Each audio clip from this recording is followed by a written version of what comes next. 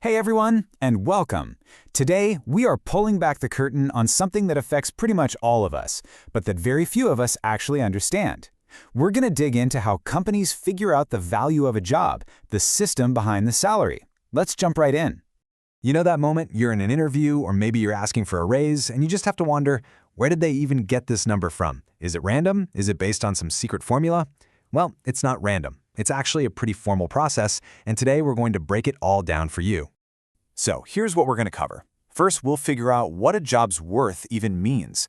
Then we'll walk through the step-by-step process companies use to put a price tag on a role. After that, we'll look at how you move up in that system. And finally, we'll explore what other career moves look like, beyond just getting promoted. Okay, so first things first. Before we can get into the how, we need to get our terms straight. When a company talks about the value of a job, what are they really talking about? The big concept here is called job evaluation. And I gotta stress this next part because it's super important. This process is not about you. It's not about your performance. It's not about how awesome you were last quarter. That's what a performance review is for. Job evaluation is all about the role itself, its duties, its complexity, and how important it is compared to every other job in the building. Now, to really get job evaluation, you first have to understand something called job analysis. Think of it like this. Job analysis is the detective work. It's all about observing, interviewing, and figuring out what a job actually is. What do they do all day? Job evaluation, on the other hand, is the judge. It takes all that information and decides what that job is worth. One comes right after the other, and you really can't have one without the other. All right, now that we've got the basic ideas down, let's get into the nitty-gritty. How does this whole thing actually play out, from start to finish? So this flowchart gives us the big picture, the 30,000-foot view. It all kicks off with that job analysis we just talked about, which creates a job description. From there, the job gets graded, then it gets a price tag, and finally, the whole pay program is put into action. It's a really clear step-by-step path. So let's just break that down one more time. Step 1, you analyze the job to figure out what it entails. Step 2, you grade it, which is where you figure out its value compared to other jobs. Step 3, you price it, putting an actual dollar range on that grade. And Step 4 is administering the whole program, which is where they figure out where you fit in that pay range, usually based on your experience or performance. Okay, so that job grading step, that's where a lot of the magic really happens. And, as you can probably guess, there isn't just one way to do it. Over the years, companies have basically settled on 4 main methods to figure out that job hierarchy. So here they are, the different flavors of job grading. The 2 up top, ranking and classification, are what you'd call non-analytical. They're simpler. They just look at the job as a whole. Ranking is literally just putting jobs in order from most to least important.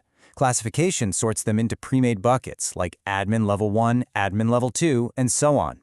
But the 2 on the bottom, factor comparison and the point method, are way more granular. They actually dissect a job into its parts, like skill, effort, and working conditions, and assign points to each part. This creates a much more detailed, quantitative score that's supposed to be more objective. Okay, so that's the system. That's how the rungs of the ladder get defined and spaced out. Now let's talk about how people actually climb it. We all know this word, right? Promotion. It's that classic move up. It means you get more responsibility, more authority, and yeah, usually a bigger paycheck. It's really the main way people have traditionally advanced their careers inside a company. And this is exactly why it's so critical for companies to get this right. I mean, think about it.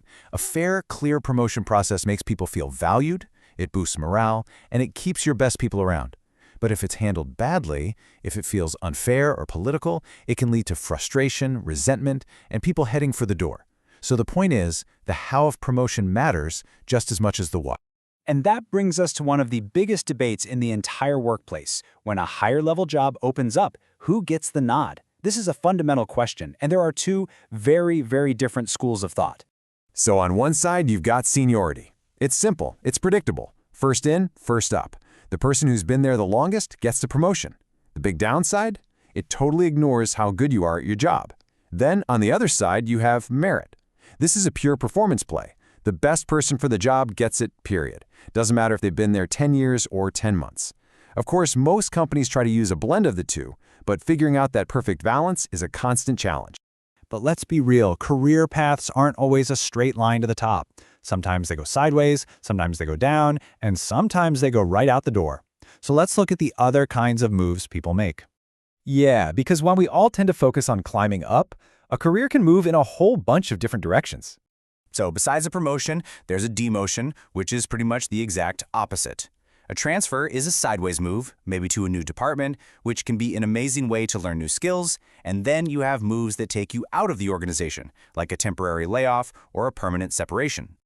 And when we talk about a permanent separation, it usually falls into one of three buckets. First, there's retirement. That's the planned end to a long career. Then you've got resignation, which is when you, the employee, decide to leave. And finally, there's termination, which is when the company makes the decision to end your employment. So we've walked through these really structured systems that companies have built over decades to value jobs and manage careers. But with the world of work changing so fast, with more focus on skills, on projects, on flexibility, it leaves us with a pretty big question.